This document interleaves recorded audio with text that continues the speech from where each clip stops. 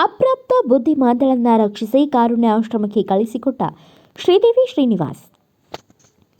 ಸಿಂಧನೂರು ನಗರದಲ್ಲಿ ಕಳೆದ ಹಲವು ತಿಂಗಳುಗಳಿಂದ ಬಸ್ ನಿಲ್ದಾಣದ ಹತ್ತಿರ ಡಿವೈಡರ್ ಪಕ್ಕದಲ್ಲಿ ವಾಸ ಮಾಡುತ್ತಿದ್ದ ಬುದ್ಧಿಮಾಂದ್ಯ ಮಹಿಳೆ ಹೆಸರು ಅಮೀನಾ ಬೇಗಂ, ವಯಸ್ಸು 30 ಎಂದು ತಿಳಿದುಬಂದಿದೆ. ಈಕೆಯನ್ನು ರಕ್ಷಿಸಿ ಕಾರುಣ್ಯ ಆಶ್ರಮಕ್ಕೆ ಕಳುಹಿಸಿದ ಸ್ತ್ರೀಶಕ್ತಿ ಸ್ವಸಹಾಯ ಒಕ್ಕೂಟ ಅಧ್ಯಕ್ಷೆ ಶ್ರೀದೇವಿ ಶ್ರೀನಿವಾಸ್ ಹಾಗೂ ನಮ್ಮ ಕರ್ನಾಟಕ ಸೇನೆ ಅಧ್ಯಕ್ಷ ಮಂಜುನಾಥ್ ಗಾಣಿಗೇರ್ ಅವರು ನೋಡಿ ಅಕ್ಷಯ ಆಹಾರ ಜೋಳಿಗೆ ಟ್ರಸ್ಟ್ನ ಕಾರ್ಯದರ್ಶಿ ಅಶೋಕ್ ನಲ್ಲಾ ಹಾಗೂ ಕಾರುಣ್ಯ ಆಶ್ರಮದ ಕಾರ್ಯಾಧ್ಯಕ್ಷ ಚನ್ನಬಸವ ಸ್ವಾಮಿ ಹಿರೇಮಠ ಅವರ ಗಮನಕ್ಕೆ ತಂದಿದ್ದಾರೆ. ತಕ್ಷಣ ವೃದ್ಧಾಶ್ರಮದ ಸಿಬ್ಬಂದಿಗಳು ಸ್ಥಳಕ್ಕೆ ಆಗಮಿಸಿ ಬುದ್ಧಿಮಾಂದ್ಯ ಮಹಿಳೆಗೆ ಕ್ಷೌರ್ಯ ಮಾಡಿ ಹೆಣ್ಣು ಮಕ್ಕಳ ಸಹಾಯದಿಂದ ಸ್ನಾನ ಮಾಡಿಸಿ ಹೊಸ ಬಟ್ಟೆ ತೊಡಿಸಿ ಕಾರುಣ್ಯಾಶ್ರಮದಲ್ಲಿ ತಾತ್ಕಾಲಿಕವಾಗಿ ನೆಲೆ ಕಲ್ಪಿಸಿದ್ದಾರೆ.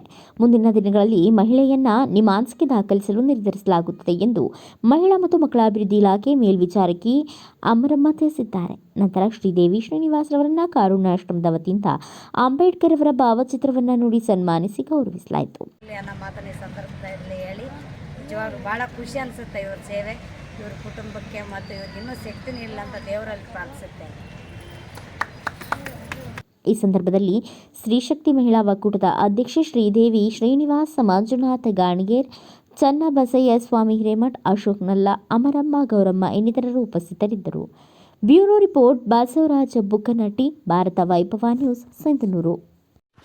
Thanks for watching. Read, discuss and debate with editor Dr. Yan Prashant Rao. Wanted reporters in print, digital and visual media for Bharat Vaibhav Daily Newspaper, BV News 5 Channel and BV Fast Web News from all the talukas of Karnataka, Goa and Maharashtra. If interested, send your resume to 9019229369.